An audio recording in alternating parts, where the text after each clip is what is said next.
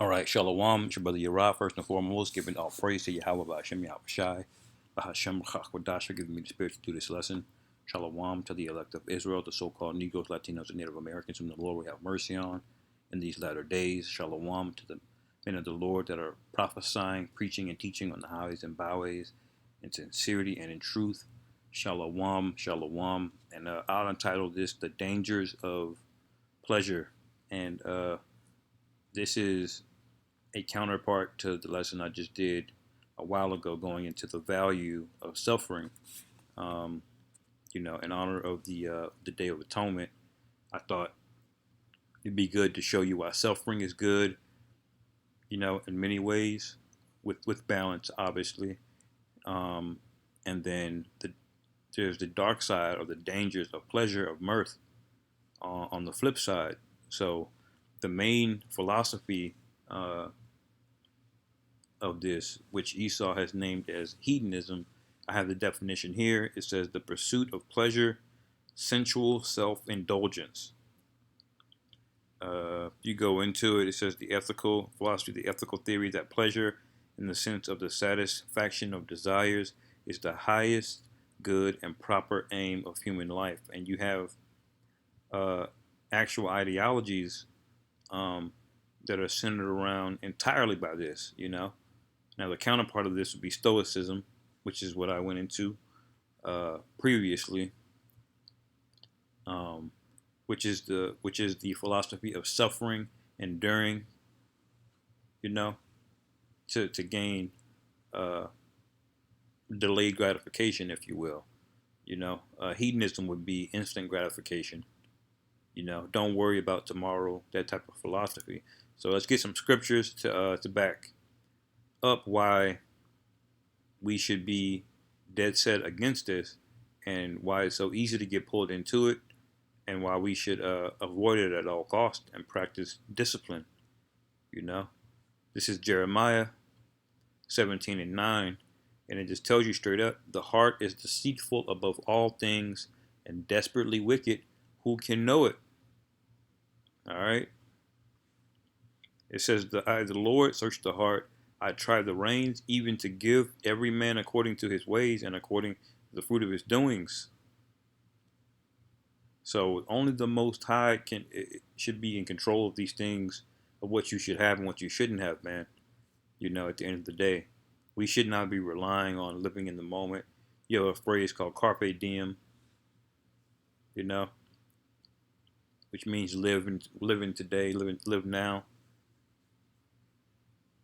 All right, which is just utterly a wicked philosophy and thing to have. I'll get Ecclesiastes 9. All right.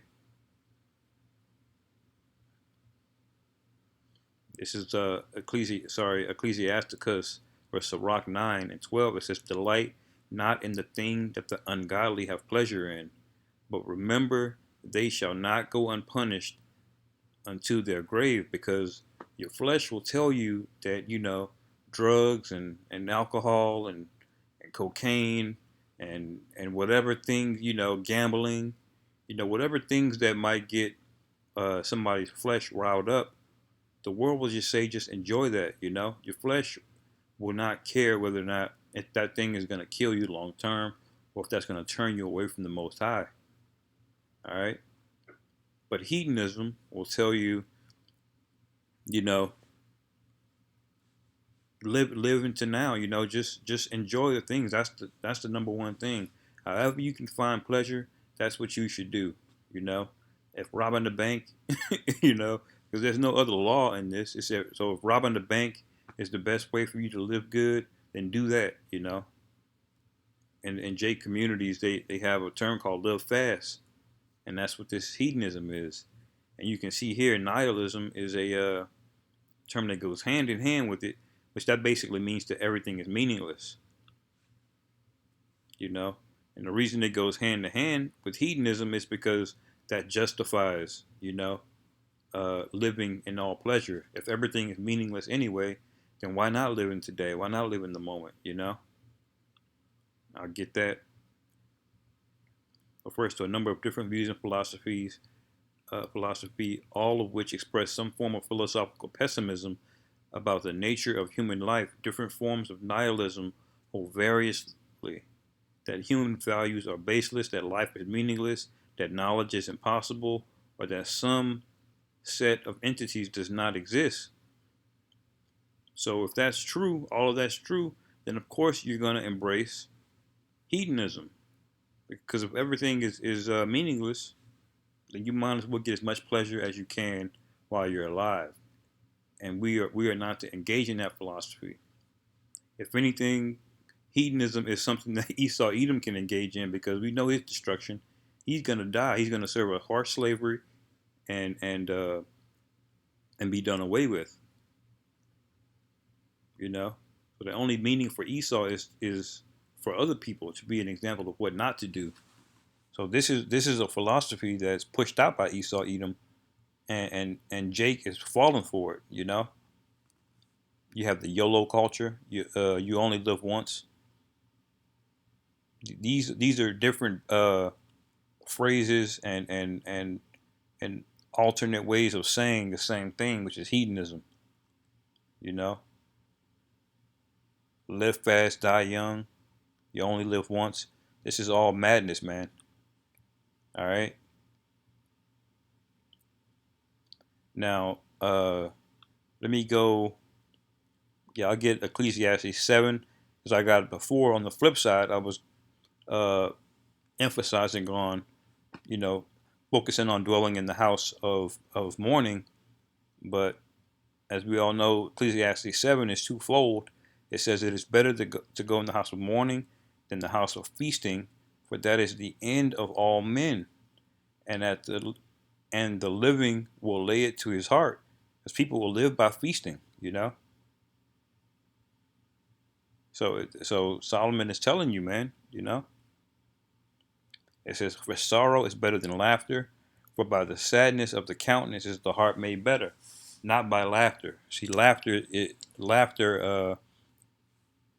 it seduces you and it deceives you because it feels pleasurable in the moment, but ultimately it's empty. You know, the heart of the wise is in the house of mourning, but the heart of fools is in the house of mirth. So this hedonistic lifestyle, that's dwelling in the house of mirth, of happiness all the time. You're overstimulated with pleasure, pleasure, pleasure, pleasure, pleasure, and you as a person in your spirit and even physically in your body are destroyed. You know, it said it's better to hear the rebuke of the wise than for a man to hear the song of fools. Because Jake will hear songs and music, things that sound good, that sound catchy, but they're empty. There's no sustenance to it. There's no meat there. It's just surface level, superficial. It says, for as the cackling of thorns under a pot, so is the laughter of a fool. This is also vanity. All right. Verse 7, surely oppression maketh the wise man mad, and a gift destroyeth the heart. Because we're built to earn things, to put in work, to have endurance, to endure things. That promotes the ways of life on the long term, not a short term, you know. Let me skip over to, this is Sirach. All right, scriptures are all over this, man. You know, all over it.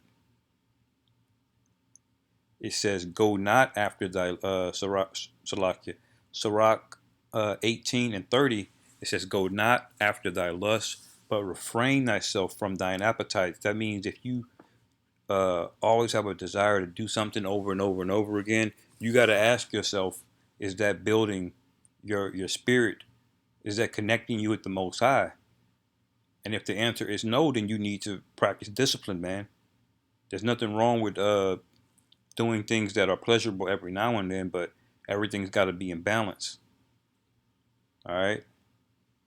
It says, "Go not after thy lust." That means don't let it rule you, man. Don't take it as an entire path of life that you go down and do this thing. That can include women. It could include a certain career, you know. We have to be circumspect and fear the Lord. That's why the book of Sirach goes heavy into fearing the Lord. It says it's the beginning of wisdom, you know. This is a book of wisdom. And this philosophy here, hedonism, is very, very unwise. Let's see what it says. What is a hedonistic person? Is committed to seeking sensual pleasure, the type of guy you might find in a massage parlor or at an all-you-can-eat buffet. That's why hedonistic folks revel in pleasure and demand it in the present tense. That destroys you, man. It destroys you. This is going back to Sirach 18:32. It says, "Take not pleasure in much good cheer, neither be tied to the expense thereof." So you shouldn't be overly stimulated with pleasuring and parties. The Most High requires balance, all right? And this is one of the main reasons why the Day of Atonement is so important, because it reminds us that suffering, that patience,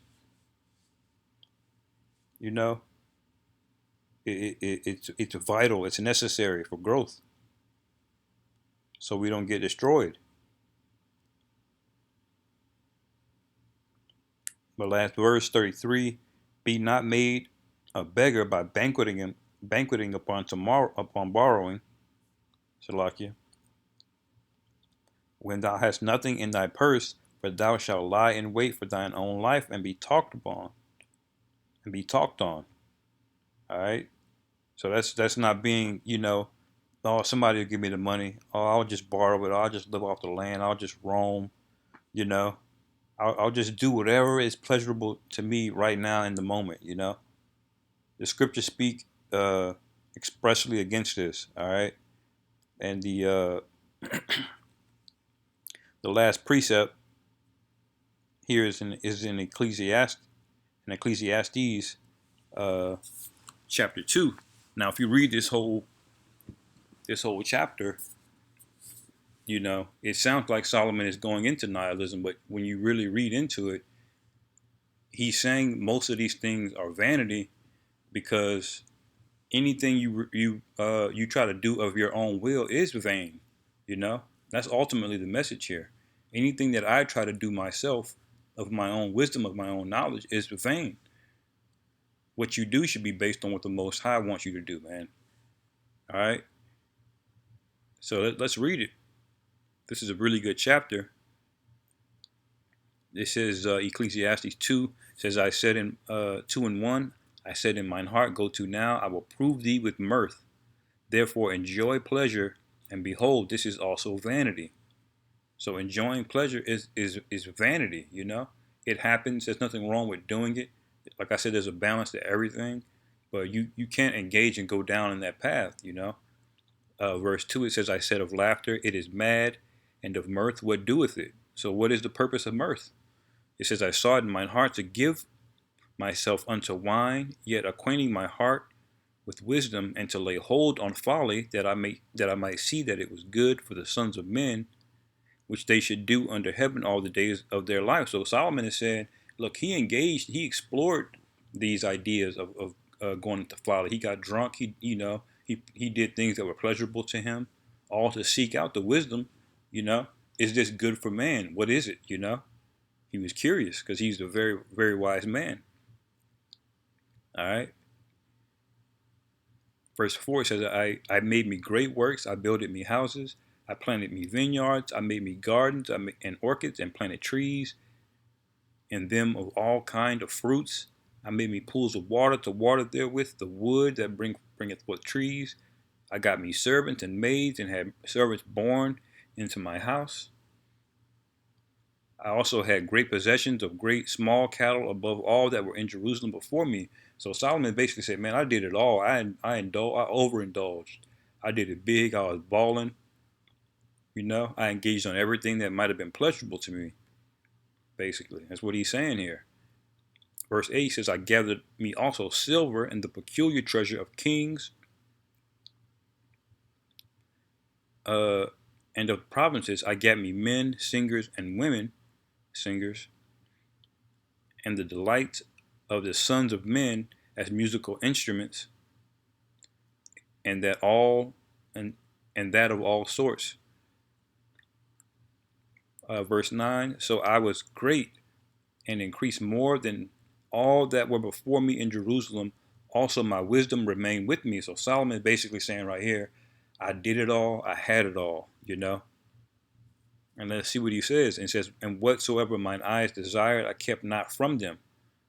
So he's saying I did everything I wanted to do. Anything my heart desired, I was doing it.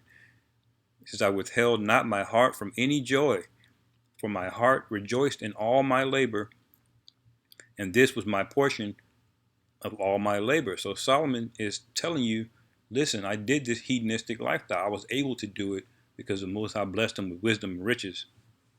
All right. Now, when he continues on, he says, then I looked on all the works that my hand had wrought, and on all the labor that I labored to do, and behold, all was vanity and vexation of spirit, and there was no profit under the sun. So, you know, King Solomon is giving you the example of what this leads. You know, even if you were lucky enough for the Most High to bless you with all of these things, it's all vanity, because there's nothing that your heart can provide you in and of itself, man. As it says, going back to Jeremiah, the heart is deceitful above all things and desperately wicked. Who can know it? It's not something that you want to let rule over you, all right? It says, and I turned myself to behold wisdom and madness and folly. For what can man do that cometh after the king? Even that which hath already been done. It says, then I saw that wisdom excelleth folly, as far as light excelleth darkness. And that's the main point. You know, there's no point in doing the things that wisdom gets you. It's focusing on wisdom itself. You know, as they say, it's about the journey. It's not about the destination. Just focus on self-improvement, you know?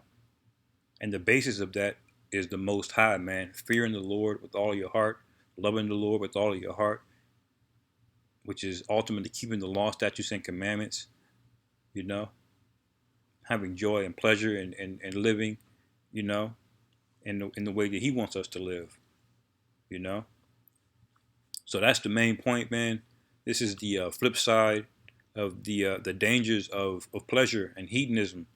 All right, and more of a reason why the Day of Atonement is a very, very important day, and a very, very crucial day for us to remember these important things, man. So with that, hopefully y'all were edified. Call halal Yahweh Ba'ashem Yahweh Shai Ba'ashem Rachakwadash Wa Abad Babal.